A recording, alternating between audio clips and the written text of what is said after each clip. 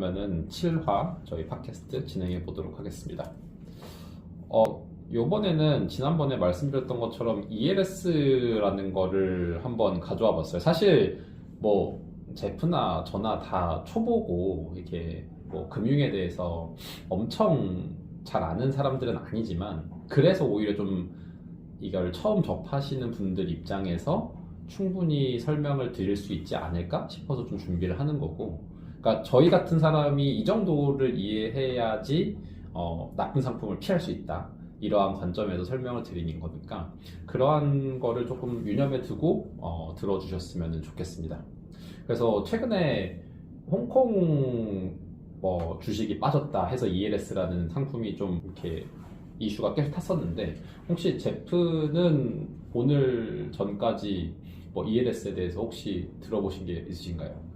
저도 기사로 봐서 알았고, 그리고 그 ELS라는 게 파생 상품이다, 이 정도만 사실 알게 됐던 거, 기사를 통해서 아는 건 그 정도였던 것 같아요. 그리고 기사 내용에서 생각이 나는 거는 이게 팔 당시에 이게 안전하고 그다음에 이익이 보장되어 있는 상품이다라고 많은 분들이 듣고서 가입을 했다라는 이유를 또 같이 봤던 게 기억이 나네요. 막 최근에 공부도 하고 했지만 ELS라는 건 아예 들어본 적이 없었어요. 그러다가 뭐 뉴스에서 갑자기 ELS로 인해서 뭐 또 불안전 판매 뭐 이런 얘기가 나오길래, 예전에 무슨 뭐 환율로 그런 문제가 한번 있었어서 그때도 불안전 판매로 이슈가 있었었는데, 또 나오길래 이게 도대체 무슨 상품인가 라고 하면서 이제 그때서 저도 한번 공부를 해봤던 것 같아요. 도대체 무슨 상품이길래 또 불안전 판매라는 얘기가 나올까 라고 하면서. 그래서 혹시 그 파생이라는 상품들에 대해서, 파생 상품들에 대해서 혹시 들어보신 적은 있으신가요? 가장 많이 들었던 거는 이제 금융위기 당시에 있었던 사건들에 대해서 많이 다루면서 뭐 쇼트니 롱이니, 빅쇼트라는 영화도 굉장히 재밌게 봤고, 공매도, 그래서 뭔가 내릴까 오를까 여기에다가 베팅을 하거나, 아니면 오르면은 난 뭐 1위에 오르면 이만큼을 가져가겠어, 대신 마이너스 1이면 마이너스 이만큼 손실을 안겠어, 뭐 이런 방식도 들어본 것 같고, 그러니까 기존에 똑같은 수익이라고 했을 때 이걸 또 극대화할 수 있는 방향으로 설계된 상품들도 있구나, 정반대로 뭔가 할 수도 있구나. 그리고 이제 그 영화를 보면은 도저히 제가 이해하지 못할 정도로 뭔가를 쪼개서 팔고 이걸로 상품을 만들고 이런 얘기를 들어서, 일단 파생이라는 거는 좀 수익을 많이 얻을 수 있는 상품이다가 아니라 그냥 파생은 진짜 위험한 거구나 라는 거 정도만 저는 알고 있는 것 같아요.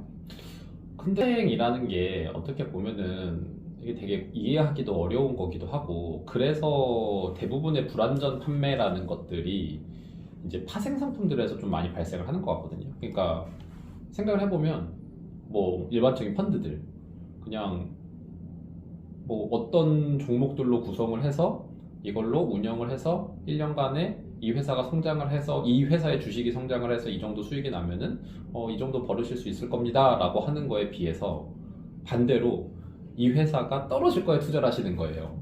아니면 이 회사가 어느 정도까지 떨어지면은 수익을 이만큼 보실 수 있어요 라고 하면은 사람들이 좀 이해하기가 직관적이지가 않거든요.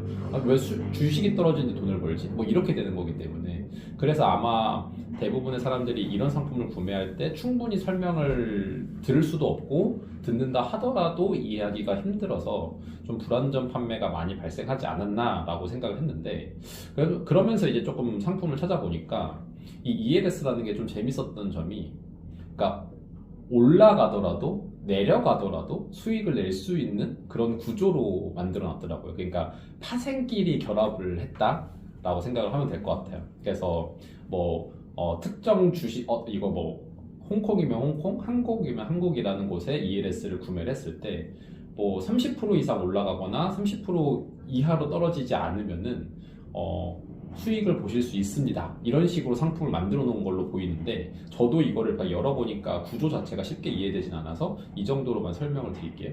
근데 이게 또 재밌었던 점은 뭐냐면, 이렇게 올라가거나 내려가거나 해서 수익률이 결정이 되는 게 아니라 이 안에 주식이 머물러 있을 경우에는 뭐 7%의 이자를 드립니다, 이런 식으로 구성이 되어 있더라고요. 그래서 실제로 사람들이 듣기에는 뭔가 좀 적금 넣은 것 같은 기분? 그러니까 뭐 은행원에서 은행이 팔 때 뭐 이 정도 넘어가지 않고 이렇게 넘어가는 일이 많지 않았어요. 그래서 넣어두면은 7% 이자를 드려요. 이러면은 저도 이제 구매를 할 때 이게 그냥 잘 모르면은 파생이라는 걸 잘 모르면 그냥 적금 상품 같은 건가? 한 3년, 4년 넣어두는 적금 상품인 건가? 이렇게 들렸을 것 같아요.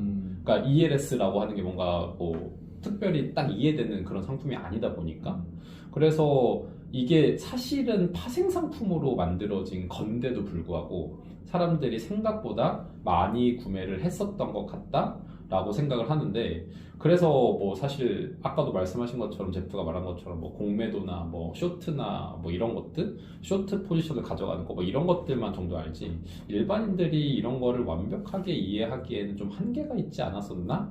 라고 생각이 듭니다. 그래서 제프였으면 이런 거를 가입하셨을 것 같아요. 어떠실 것 같아요? 저도 만약에 모르겠어요. 저는 은행에서 그런 금융상품 소개를 안 받아봐서 사실 상상은 안 되지만 이걸 받으신 분들 말씀하신 대로 내가 이해하는 방식으로 원금이 보장되어 있고 그 다음에 수익률도 정해져 있는 안전한 상품이라는 얘기를 들었으면은 과연 이거에 대해서 의심을 많이 할 수 있었을까라는 생각이 들어요. 그런데 궁금했던 거는 말씀하신 대로 30%보다 더 뭐에서 특정 이상으로 수익이 나거나 아니면 정말 많이 떨어지거나 했을 때는 위험이 발생할 그런 가능성이 있다는 건데 그러면은 그런 것들은 어떤 방식으로 위험을 줄일 수 있어요. 예를 들어서 뭐 이 정도 되면은 뭐 판매를 하시면 돼요. 라고 하거나 그런 위험 회피에 대한 안내도 해줬을까 라는 게 궁금하거든요. 그래서 이거 사실 많은 분들은 적금이라고 예금이라고 생각하는 사람들은 계속 통장을 들여다보거나 뭐 신문을 보거나 여기 관련되어 있는 설명을 보거나 하지는 않을 거잖아요. 그래서 과연 이게 판매 당시에도 사실 굉장히 중요하지만 판매 이후에 일어날 위험에 대해서 인지를 하고 이때 어떻게 해야 된다. 이 위험의 신호가 있으면 이렇게 하셔라 라는 얘기를 과연 했을까. 그걸 안 했으면은 진짜 이게 문제가 생기고 있어도 나 어떻게 해야 될지도 모르는 상황이 많지 않을까라는 생각이 드네요. 그러니까 수석은 없어요? 라고 물어봤을 때 아마 이렇게 대답을 했을 것 같아요.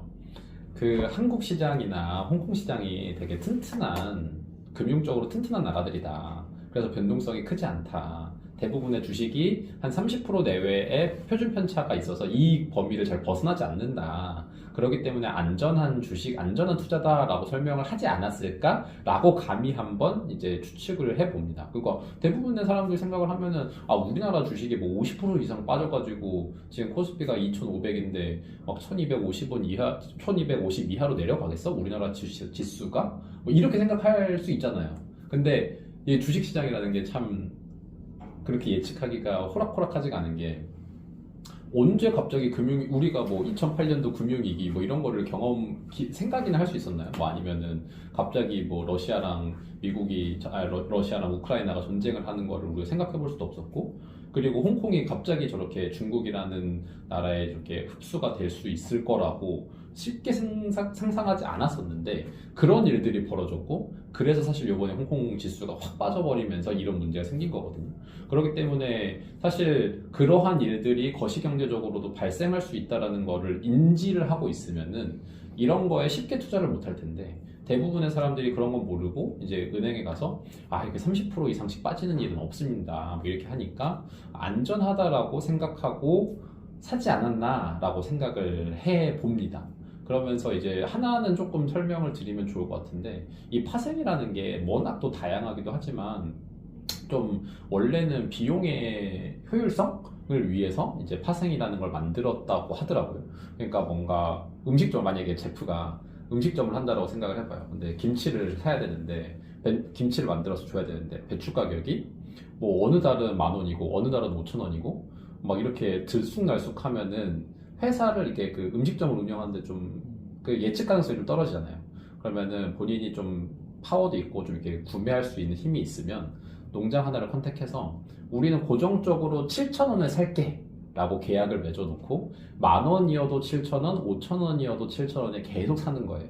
그러면은 뭐 이제 제프가 만약에 음식점 운영하는 사람이면은 7,000원으로 예측을 하면서 계속적으로 배추를 공급받을 수 있으니까 예측 가능성을 높일 수 있고 그리고 농장주 입장에서도 떨어졌거나 이게 떨어졌을 때는 2,000원이라 더 받을 수 있고 높아졌다 하더라도 뭐 좀 손해를 보지만 다를 때 만회할 수 있기 때문에 이게 뭔가 본인의 소득도 예측 가능성이 높아지잖아요. 그래서 이러한 측면에서 뭔가 비용의 효율성을 위해서 만들어 놓은 제도였다고 하는데 근데 이게 지금 주식시장에도 적용이 돼서 활용이 되고 있다라고 생각을 해주시면 돼요. 그러니까 뭔가 한 달 뒤에 삼성전자라는 주식이 10,000원이, 그러니까 뭐 80,000원이 될 거다라고 예측을 하고 그때 뭐 주식을 70,000원에 살 권리 이런 식으로 옵션을 걸어두는 거다라고 생각을 하면 되는데 그거를 이렇게 저렇게 엮어서 만든 상품이 ELS다라고 생각을 하시면 될 것 같아요.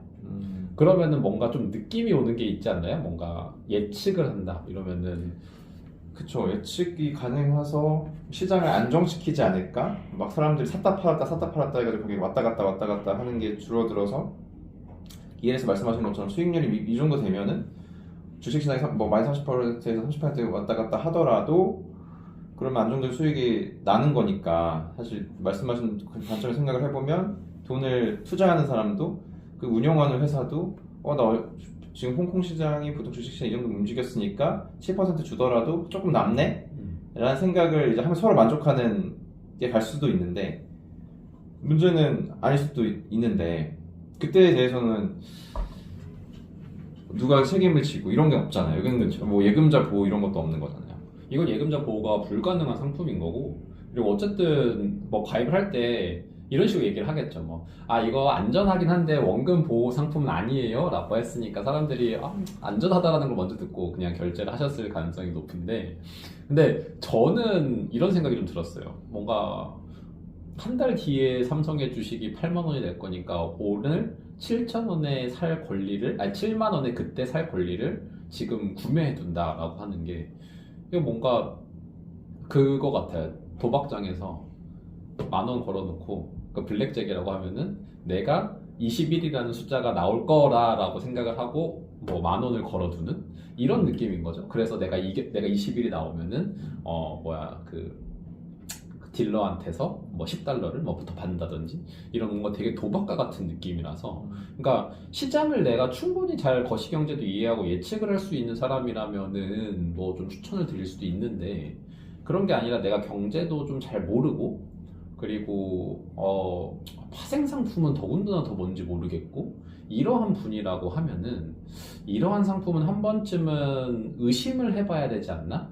그리고 가급적이면은 그냥 안 산다라고 하는 게 맞지 않나라는 좀 생각이 들었어요. 왜냐면 내가 잘 모르는데 그냥 사놨다가 내 주식에는 상관없겠지. 뭐 중국이 홍콩을 공격하는 게 뭔 상관이야 라고 생각하고 있다가 알고 보니 주식이 싹 다 빠져버려가지고 원금을 손실을 입는 이런 일들이 생길 수 있으니까 그래서 저라면은 이렇게 좀 특히 파생이 껴있는 상품이라고 하면은 절대로 사지 말라 라고 이렇게 말씀을 드리고 싶어요. 근데 또 제프는 혹시 다르게 생각할 수 있으니까 혹시 다른 의견이 좀 있으신가요? 저도 아까 말씀드린 대로 내가 진짜 관심이 있어, 경제에 관심이 있고 기업에도 관심이 있어. 그럼 직접 투자를 하는 거고 그건 관심이 없어서 대부분 뭐 파생상품이든 이런 걸 사시는 걸 텐데 그러면은 말씀하신 대로 관심이 없기 때문에 더 하면 파생은 관심이 있는 사람만 해야 되는데 있는 사람도 파생을 안 하고 직접 할 거라는 거죠. 그렇죠. 그런 측면에서는 파생 상품이란 굉장히 아이러니한 상품인 것 같고 오히려 이런 금융 상품들, 그러니까 파생이든 뭐든 그런 금융 상품들은 이걸 잘 모르더라도 이용할 수 있도록 만들어지는 게 되게 중요한 것 같은데 오히려 잘 모르면 되게 손해 보는 방식이 되어 있는 거는 되게 잘못되어 있는 것 같다라는 생각이 많이 드네요.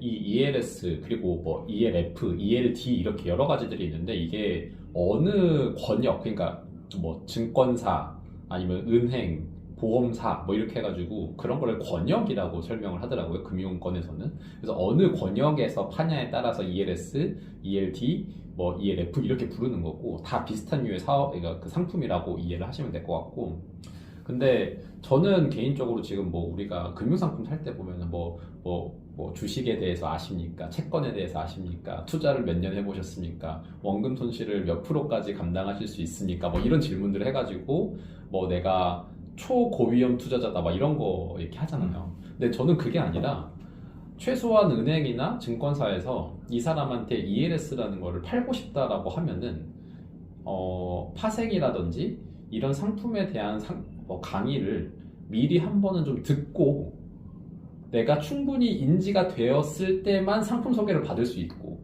이런 식으로 좀 바꿔야 되지 않나? 라는 생각이 저는 좀 문득 들었습니다. 이걸로 인해서 선택을 할 수 있다고 하면은 이렇게도 가능하잖아요. 은행원이 이거 괜찮아 보이죠? 근데 사시려면은 이렇게 누르세요. 분명히 이렇게 해가지고 사게 유도도 할 수가 있거든요. 그렇죠. 물론 다 체크하고 법적으로 문제 없는 서류들이 만들어지겠죠. 네. 근데 말씀하신 대로 이 자체가 뭐 위험도가 높음입니다, 낮음입니다라고 하는 거에 대해서 일반인이 얼마나 그게 큰지 작은지 알 것이며 위험도라는 것도 그렇고 수익성이라는 것도 앞으로 볼지 아닌지 예측값을 또 알 수 있는 건 아니잖아요. 그동안 지금까지 이래왔다지 앞으로 이 정도 계속 될 거예요라는 건 아무도 보장할 수가 없는 거라서 상품을 고를 때 좀 그것도 있으면 좋을 것 같아요. 내가 ELS의 설명을 받을 때 ETF랑도 비교를 해서 설명을 해준다.